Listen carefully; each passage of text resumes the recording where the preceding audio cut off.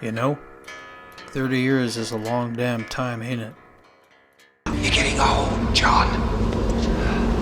You're getting old. It's a funny thing to start reflecting back on events in my life and cross that numerical number of when things occurred. I was born in the 80s, and hot damn am I glad I was.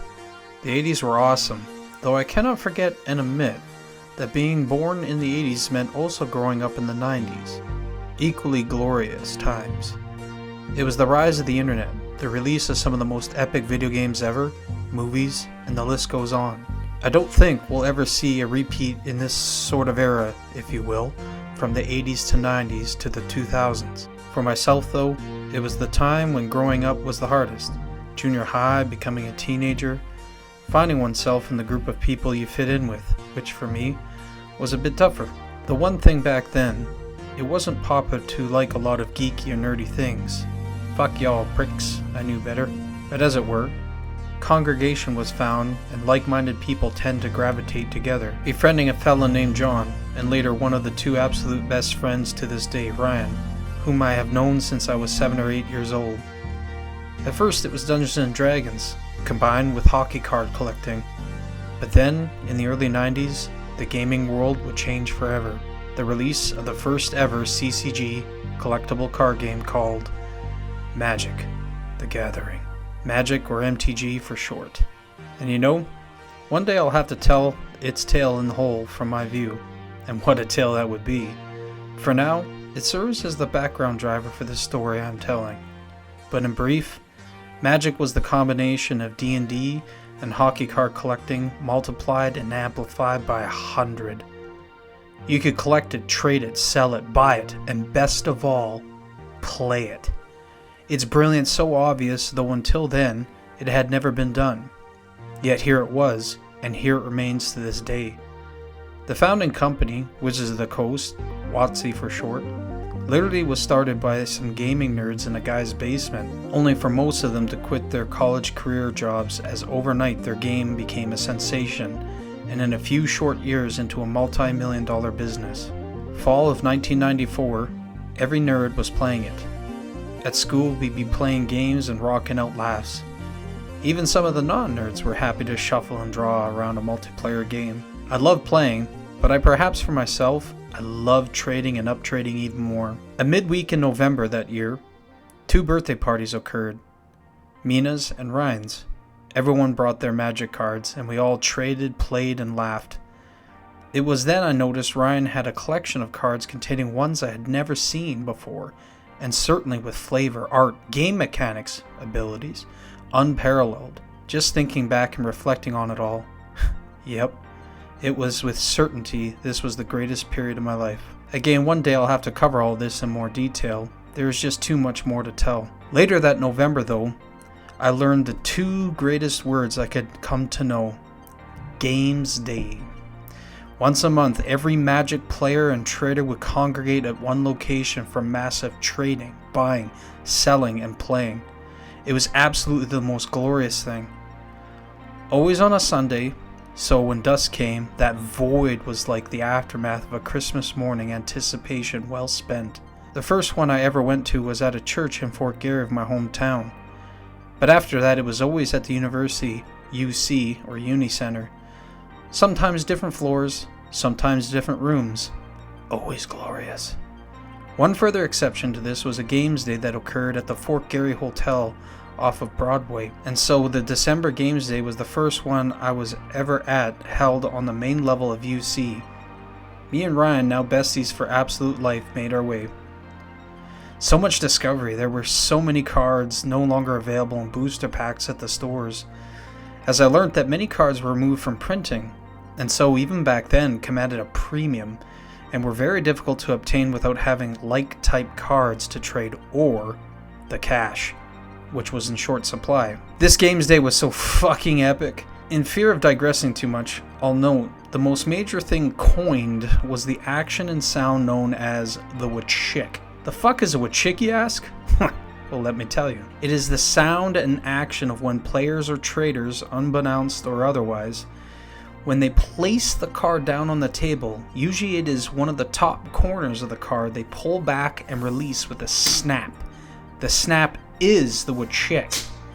Me and Ryan laughed at this for a few reasons. One, we always believed, and do to this day, that it slowly adds wear to the card and therefore decreases its value. Also, we found it such an arrogant gesture in of itself, so we mocked it and its users at leisure.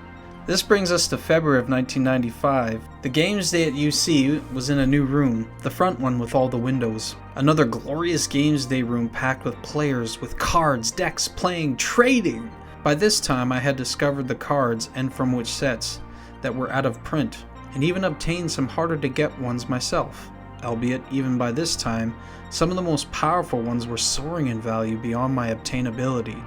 Each month I would discover a 50 card was now 100, then the following month 150, 200 the next, to then hover over 250. One I obtained was a two-headed giant.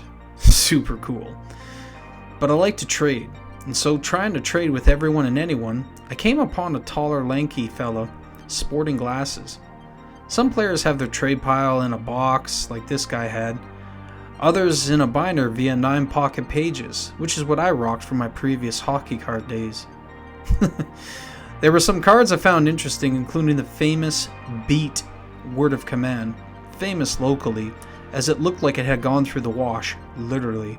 Normally an equal trade to the two-head, but because of its horrific condition, it was obvious that it had to be buffed with some extras. And so we negotiated. But while we did, this guy is casually picking up and slapping down my two-headed giant. Not quite with chicking it, but it was pushing my buttons with me. We locked in on a trade, and so he passed me the Beat Word of Command, along with some extras. And I passed him my two-headed giant, to which I wonderfully would chick the shit out of it so bad that it was semi-seesawed in the middle. The reply only was a huffed, "Gee, thanks." But that was the kind of shit me and Ryan could get away with back then in this world. And you know, life is a funny thing, I tells ya. Some weeks later in the Fort Richmond Mall, the card store known as Sports Cards Manitoba, run by this older feller named Gene, who could or would try to sell you anything. He was a salesman for certain. He was one of many hockey card stores that was on the brink of closing. The fad was certainly coming off its early 90s high and dying quick. But what saved his ass in a lot of stores was bringing in Magic the Gathering, suggested by a customer inquiring. Gene wasn't a dummy. He figured out that these weren't just cards to collect. There was a social aspect. It was a game to be played. And people playing it were all the more happy, having fun, and willing to spend money. To boot, the mall had a lot of foot traffic, and people would come in the store and inquire. It was self-advertising, so Gene set up a small table and chairs, and me and Ryan lived our lives there damn near every weekday from 5 until close at 9 p.m., only to hang out to continue playing afterwards. For the first time, me and Ryan were the popular kids. We laughed, we sassed, we met many other people. Some came and went, and we'd come up with nicknames for everyone. We were only 14 years old back then, but we'd be hanging around people that were in their 20s or 30s, which to us seemed so much older. Different faces used to rotate through. Some though became regulars, and then one evening, as luck would have it, I recognized a new face. I flipped open my magic box, pulled out a specific card, the Beat Word of Command, and revealed it. Oh, hey! And that is how I met, for the second time, my best friend Eric. It is funny to think our age difference back then. Perhaps one can laugh too at our character differences, as Eric coins or warns many for social gatherings, less frequent these days. Okay, now prepare yourself for the mad experience. Eric was a second-year physics student at the U of M, and I was in grade 9, not even a high school junior yet. Eric's older brother, by 2 years Jan, me and Ryan also befriended. He was in engineering, but also nerdy and also played Magic the Gathering. It took some warming up, but me and Ryan, thick as thieves, crafty to boot, could not be deterred when Eric would lapse from showing up at the card shop. The Speechly 5-minute rule, as we called it, remains in place, as we never had to wait more than 5 minutes to gain access into the dorm buildings to see Eric and Jan and hang out. I don't remember which room number Eric lived at, fifth floor if I recall correctly. But I do recall the epic Lord of the Rings poster on his door to this day. And I tells you, the adventures we had back then I don't think could or ever will be matched. Campus was like its own new world for me and Ron. We'd go off through the steam tunnels and basement corridors, laughing it up, telling stories and jokes. Eric and Jan introduced us to parallel cool stuff. Video games, as they had the latest games and PCs to boot, but anime and movies we hadn't seen before. Two of my top 10 films I first ever watched there, Blade Runner 1982 and Strange Days 95. It was like being in a cyberpunk world. The future was indeed now. Engineering Room 229, the middle building, or B building, which is no longer there, was famous to us all. Hell, even in my time I had 2 classes out of there. One of them had us work in groups to create a vehicle powered by a single provided rubber band. Lego, of course, was my choice. And before anyone knew it was there, Room 229B housed student computers with internet access. Me and Ryan used to frequent this room all the time. Rarely were actually policed, and when it was, meh, there was no real repercussions. Eric figured out a way, back when 3.5-inch floppy disks were still a thing, a way to reboot the PCs and launch over the server games, 2 in particular, World of Warcraft 2 and Doom 2, and earlier to note Command & Conquer. Let the multiplayer battle royale begin. We spent countless hours there, and so me and Eric became closer. I lost count, and I would have to try to think how many times he's moved and how many times I've helped in the last 30 years. It's over 20 for sure. And really, we grew up together. If not like brothers, then certainly like family.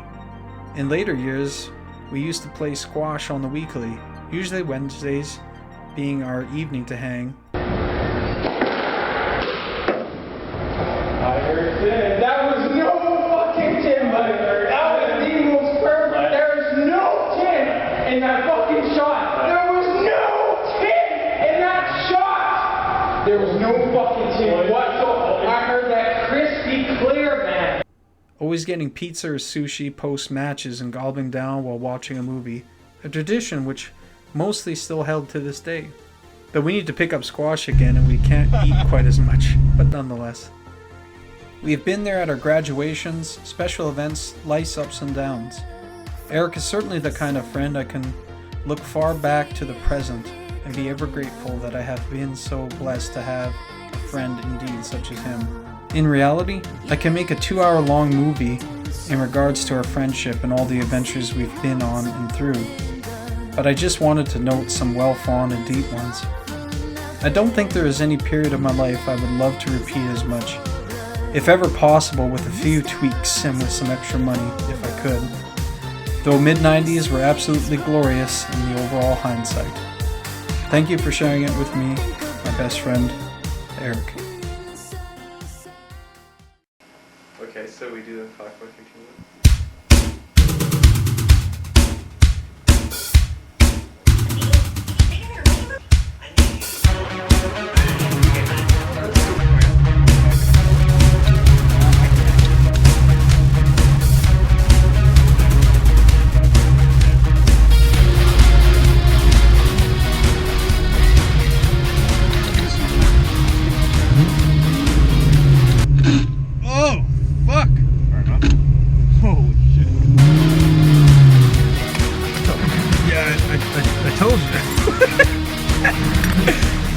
Fire it up, man!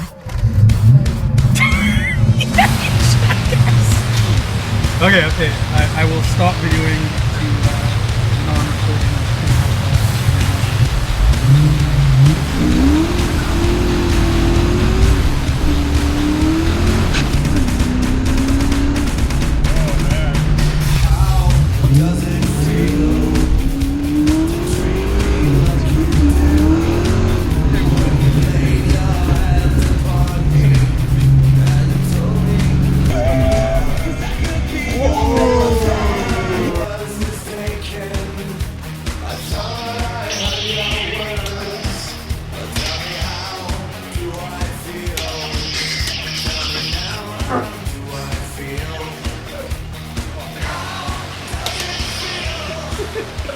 Oh,